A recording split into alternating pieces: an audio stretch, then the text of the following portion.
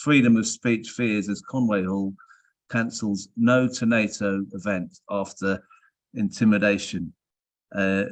So it seems as though it's very difficult for anyone to put on any kind of event around anti-war event around Ukraine.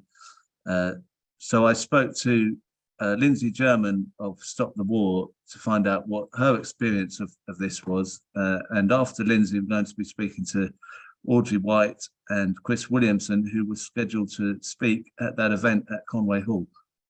So this intimidation of people involved in anti-war protests, is this something you've experienced yourself with Stop the War for the on this Ukraine war? Yes, definitely. I mean, my view is that the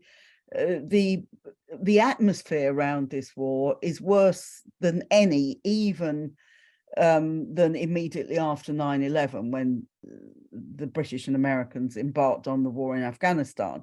At least then you were able to book rooms and have meetings and so on. But there's definitely a tendency towards censorship on this. We've had it ourselves over the summer with a local meeting where a tiny number of people who objected to us were able to get, again, 2 venues cancelled in the local area. We had it with Conway Hall last year when we did have a meeting there, and we objected to them having a licensed bar because we were worried that the meeting would be quite controversial and we didn't think that alcohol would help it. And then afterwards, their manager said that we weren't going to be allowed to have meetings during the duration of the Ukraine war, and said that we'd been rude to the staff, which wasn't true. We just said we didn't want this to happen. So I think there's definitely, Conway Hall definitely has questions to answer. And this, of course, is latest ban on the No to NATO meeting. I mean, it's completely undemocratic. Conway Hall is actually the home of the South Place Ethical Society, is the name of the organization that runs it. Now, I don't see what's ethical about banning ideas that you don't agree with. I'm in favor of banning fascists. I'm in favor of no platforming fascists. I'm not in favor of no platforming and banning anybody else, because I think that even if I disagree with all or some of their views, in a democracy, you should have the right to do so. And we have a situation now where all of the mainstream media, and correct me if I'm wrong, but all of the mainstream media is absolutely uncritical in its support for the war. All the parliamentary parties in this country, with the exception of Sinn Féin, which doesn't take its seat, are absolutely uncritical of the conduct of the war. Now, when you have this situation, you've got a very serious situation. If people aren't even able to then hold a meeting with, you know, a few hundred people or even a few dozen people where you're able to put an alternative view, it's simply completely undemocratic. And you have to say it's being done because they don't want people to hear the truth about this war and about previous wars that have taken place. Yeah, do you think criticism of NATO as well is something that is not allowed specifically? Because it's not just about the war, that this sort of no to NATO or any criticism of NATO, is that taboo too? Well, we know that, again, this is regarded as something that can't be criticised. Keir Starmer has made it clear that if you're a Labour MP, and indeed for most Labour members, you can't criticise NATO past, present or future. Now, I've got a great many criticisms of the NATO operation around Ukraine. I think this development of sending a considerable number of tanks, and particularly German tanks, given the reluctance of the German people themselves to do so because of the recent history, which is still within living memory, I think is a major escalation of the war. And I've also got many criticisms of NATO. The war in Afghanistan, NATO was centrally involved. Libya, the bombing, NATO was centrally involved. The bombing of Serbia in 1999 was a NATO operation. And I would argue all of those actually have not brought peace, but have made things worse. Now, the fact that supposedly I can't even say this without receiving all the trolls from Langley, Virginia, as I have done over the past couple of days, it tells you something is very, very badly wrong with our democracy. I mean, when you mention these trolls as well, I mean, that's not something that you had in Iraq. You wouldn't have had that before the Iraq anti-war demonstration in Iraq. Is that something that's made a big difference, do you think, to how things are going when you have an unpopular opinion? I think that obviously social media plays quite a big role here, and it kind of amplifies various arguments and makes it very, very hard to have a serious debate about these questions. I'm prepared to discuss or debate with all sorts of people about what's right or wrong to do with what I argue or to do with the conduct of the war. And I think that's what we should be doing. And this is how politics should develop. It's not the case that we should just have our views and never be shifted from them and never think about other points of view and so on. So I don't have any problem with that. But the way in which Twitter in particular operates, I think, is to amplify the most sort of crass and juvenile way of approaching politics. So I've had all sorts of things about, what did you say about, tanks going into Warsaw and, things that happened 70 or 80 years ago. It's also coupled with a very high level of ignorance about the Second World War, which actually I do know quite a lot about, and my parents lived through and so on. And you've just got all these glib, particularly from the United States, these sort of glib takes that, you'd all be speaking German if it wasn't for us and so on. And they really don't understand what happened in the Second World War. They don't understand the different forces. They don't understand why this is such a big issue, particularly for Germany and Russia at the moment. So, yeah, I think that's made it worse. I think there's many advantages of social media. We'd have a lot more pictures of 2003 and the demonstrations then if we had social media, and we didn't really have it at the time. But there are also many disadvantages. And I think that we have to stand up against this kind of bullying, which is what's going on. And the tiny number of trolls, whether it's in the US, whether it's people in Ukraine, whoever it is, just trying to kind of silence people from saying what they think. And this is really what these attacks are all about. And when you add them to the very restrictive laws that this government has introduced over protest and over the right to protest, then we've got a very serious problem. And I think our demonstration on the 25th of February, Stop the War is organising a demonstration, and I'm hoping that many, many people will come on that, because it is very important to be out on the streets and saying we don't agree with the government, we don't agree with this repression, we don't agree with what is happening with these anti-protest laws. We're joined by Audrey White as well. Now, there's obviously Stop the War separate to the event that you were going to be doing at Conway Hall. Audrey, what do you think about this intimidation? Have you received any personally on this? Yeah, to be honest with you, I listen to people go on about the abuse on Twitter and so on, and I actually think my experience has only ever had abuse from the right wing of the Labour Party and councillors and all the rest of it. Really, genuinely, very rarely have anything that I find offensive, until I was speaking at this No to NATO rally on the 25th, and I mean, for a 70-odd-year-old woman, people saying you want to be raped by Putin and all the rest of it, really distasteful, filthy stuff. And I can honestly say, all we want is a debate.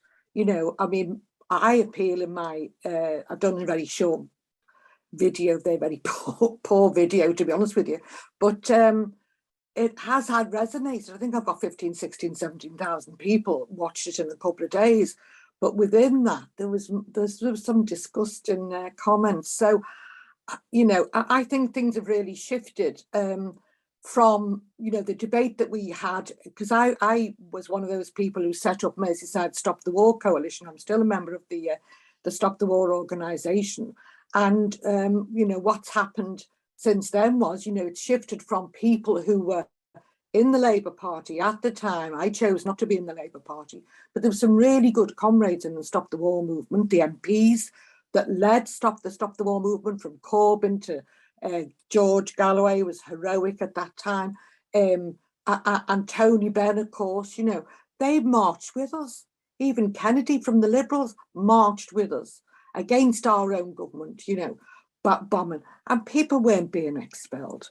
But Starmer set the tone. You have to come right. You know, I'm sorry to use the lens of the Labour Party all the time, but when you're looking for some opposition to war, to, you know, where they're talking about moving the doomsday clock forward because of this war, for annihilation, because of the prospect of a nuclear war. And, you know, the neocons, I'm not being hysterical about it, the neocons do talk about the possibility of limited nuclear war. So it is on their agenda. You know, they do talk about this as a war with Russia. So, you know, it is quite horrific. And who led the charge on the whole thing of censoring people on the subject was Keir Starmer, when he told his socialist group of MPs to take their names off the letter, a very reasonable letter calling for negotiations that stopped that Lindsey, I mean, you know, I've got a lot of time. Lindsey and that organisation played a massive role and will continue to play a massive role in fighting and opposing war. And I'll tell you what, people in this country haven't half shifted their opinion, Crispin. You know, it come from, like, you went to the shops and say, like Marks and Spencer's, for instance, they'd say, do you want to give £1 to the Ukraine? And I used to say, no, I'd rather give it to Palestine if that's okay. And, you know, start a debate there. But now there is a big shift. People are starting to see the difference. Don't you think? Well, I mean, you mentioned the Starmer's clampdown on anyone speaking against NATO. I mean, do you think that the Socialist campaign group of MPs should speak out at some? I mean, they're not making it easy for anyone else, are they? They must be in their hearts opposed to what's going on, but is their silence making it very difficult for anyone else and giving power to those who are stopping free speech? Well, this is it. Once the witch hunt started, everyone paid their membership with silence.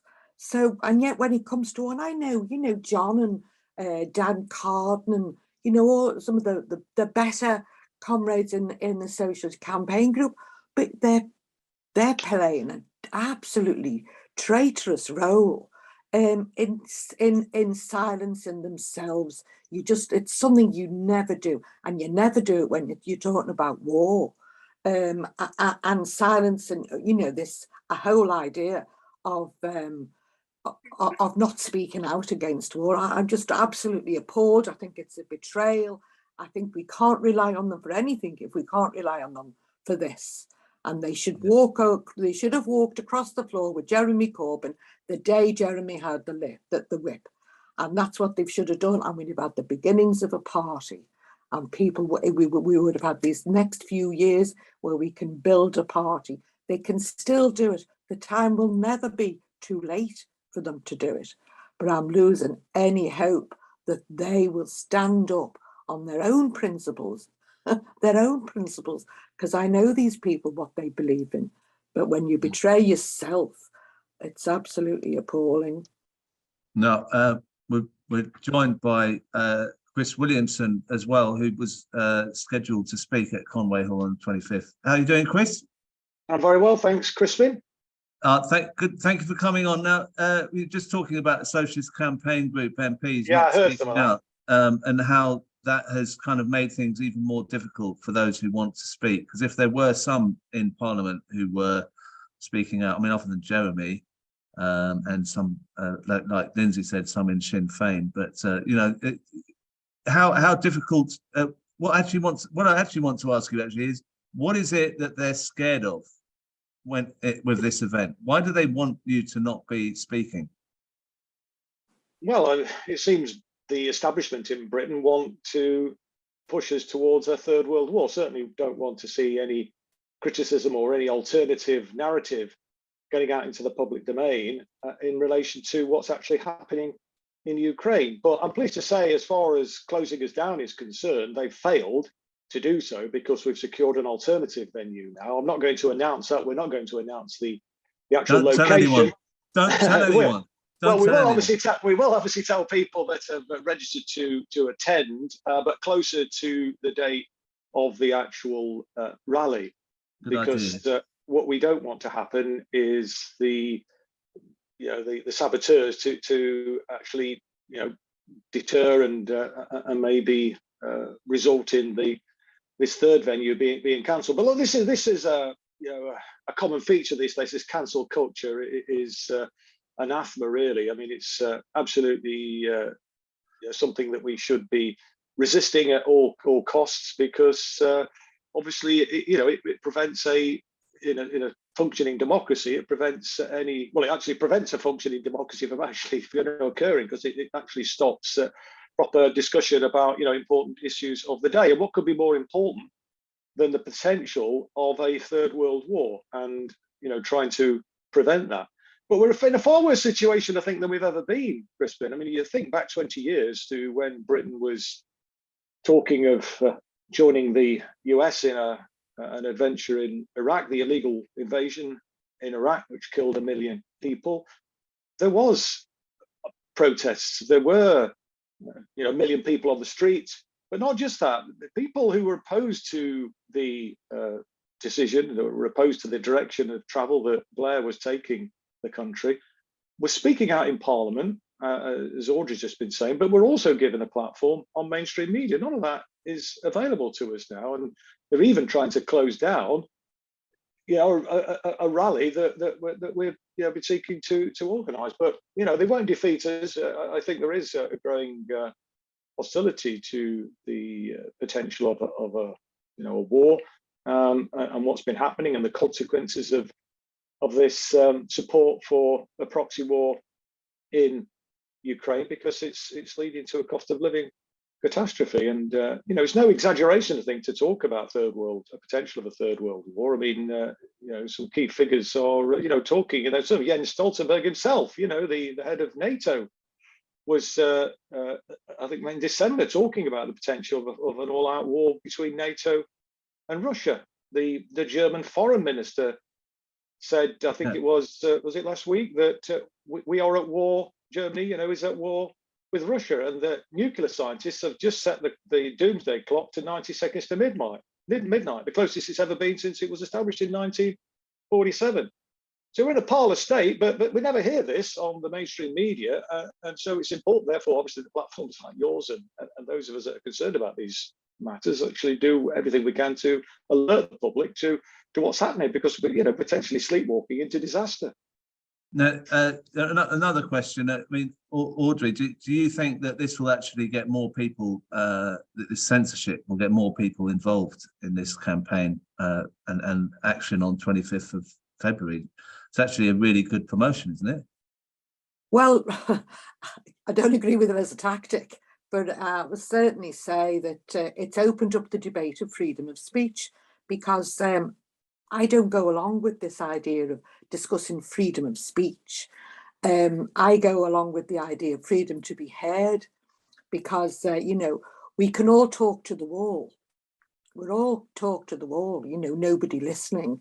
We have a little bit of a window if you've got, a decent number of followers, and if they're allowed to even hear what you say, on social media.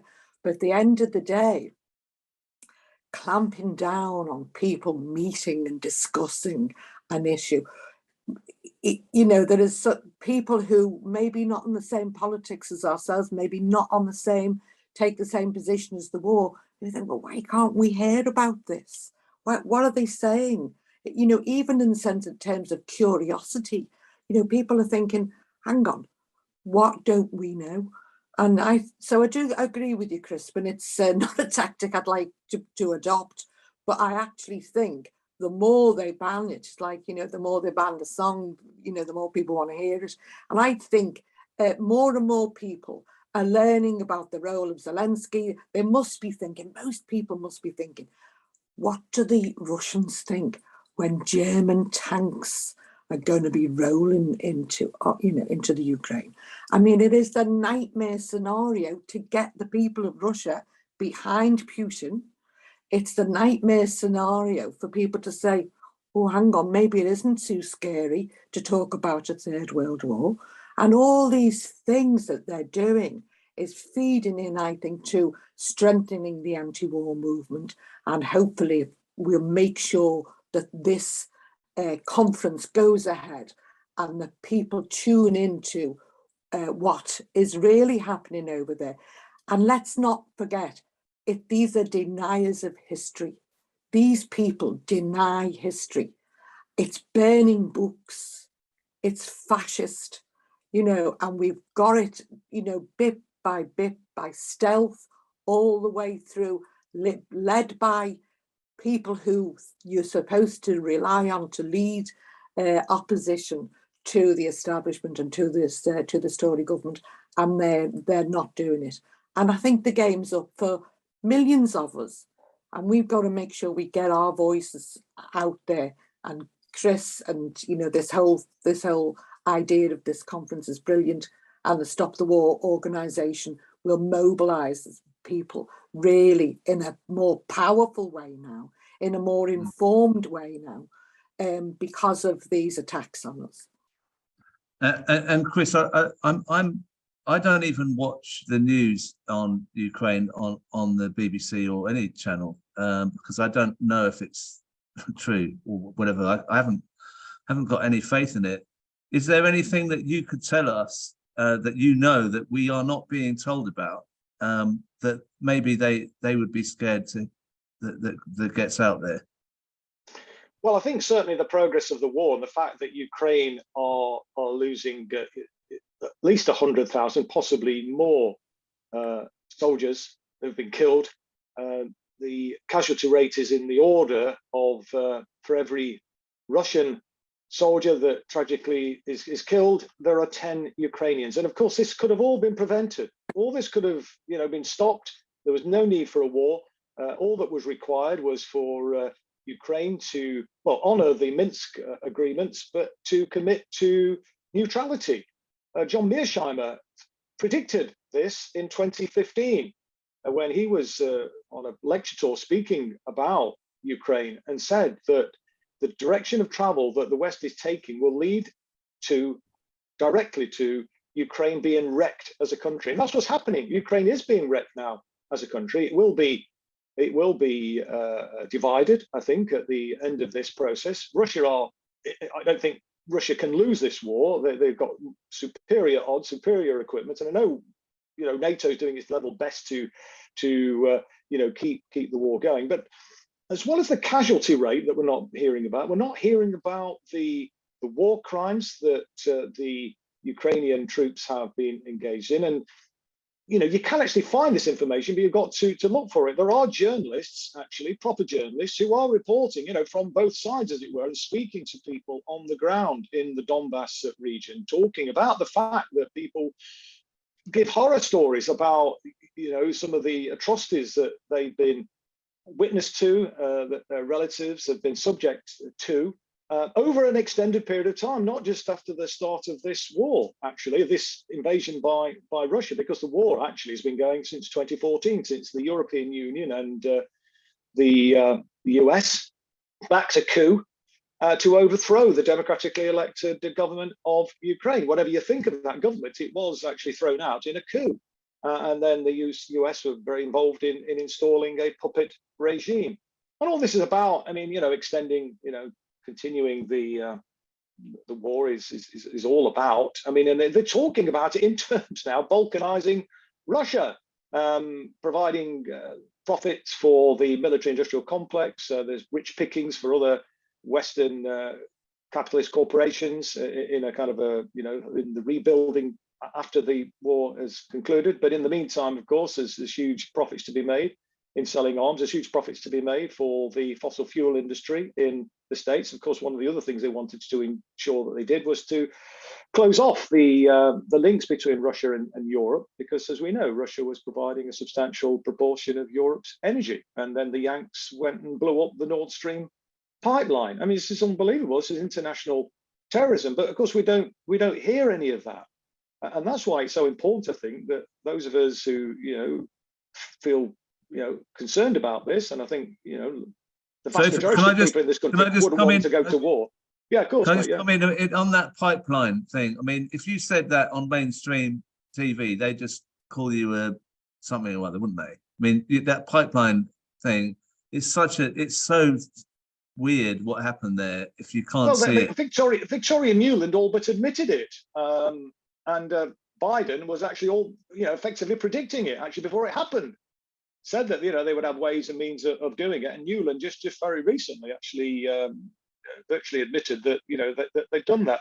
So there's a lot of stuff that's going on that we don't get to hear about, but ultimately this will be settled through negotiation unless we end up in a nuclear holocaust. And it's no exaggeration, as I say, to talk in those terms, given that we know that the nuclear scientists, as I said, have set the doomsday clock to 90 seconds to midnight. I saw somebody on the chat say that the BBC did actually report that. That's true. They did actually reference it. But, there's very little that we are hearing about. People are getting a very kind of, one-eyed view about what's happening in, in Ukraine. And of course, when we're seeing people like us that, we're being referred to as Putin apologists, etc.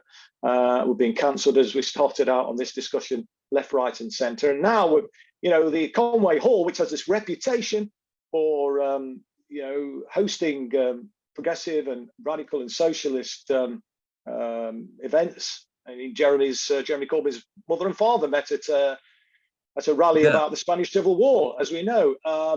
They not only have they cancelled us, but they're now threatening legal action against us for actually revealing the fact that they cancelled us. Can you believe? Oh, really? It's astonishing. What an absurd state of affairs that we're in. I mean, talk about a topsy-turvy world. And I heard just as I come on to the discussion, Audrey talking about the so-called socialist campaign group of Labour MPs. Where are they? It's just unacceptable. I mean, we've got, I think, just about one voice, haven't we, in Parliament? That's Jeremy Corbyn speaking out about the war. I mean, it's just not acceptable. People need to stand. If you've got a political platform, you have an obligation, in my opinion, to actually use that to stand up for what you allegedly believe in, to stand up for what's right. And we need to be pushing politicians to do that. And as far as the new party is concerned, I mean, yeah, great if they would come on board, but I just can't see them doing it. And so I think we've got to do it for ourselves. And that I've joined the Socialist Labour Party. We're working in collaboration with the Workers' Party on trying to pull people together on this No to Nato campaign, No to War. And that's the future. We've got to collaborate. On the left, we have to work outside the Labour Party. We have to work together. That's the only way we're going to be able to make any progress to cut through. If we just keep ploughing our own furrow, then we're just going to be doomed. And it's Tweedledee and Tweedledum, two sides of the same coin. Two war machine parties, two neoliberal parties, two parties are in the pockets of corporate capitalism and the war machine. We deserve better than that. Look, thank you, Chris. I see Audrey's got a hand up. Do you want to finish the? I want to say one thing, and I think on the left, we have to always raise the issue that it's the blood, the deaths of all the, thousands and thousands of people that are being killed without justification in Ukraine. This war didn't have to happen, and I think we've got to all the time come from the point of view is that war is a class issue. War is about people dying when they don't need to die. That there could have been negotiations, there could have been adherence to the Minsk agreements. We're not supporters of Putin bombing the people in the Ukraine. Absolutely not. But we're not stupid enough not to know that this war was planned. It took years in the making. It's took the NATO and under the instructions from America to do what they're doing. And I think all the time we've got to always bear in mind that people are dying in this war every single day, and they shouldn't be. And it's because of that we are fighting and opposing NATO. And that's where we've got to be very clear, because otherwise we do get called apologists for Putin, and we're not. We're against war. We're against every war, and we understand the nuances, and actually condemning people to silence and gagging people over war, they're the culprits for allowing war to go on. And that's where we on the left have to be very, very clear. War is a class issue.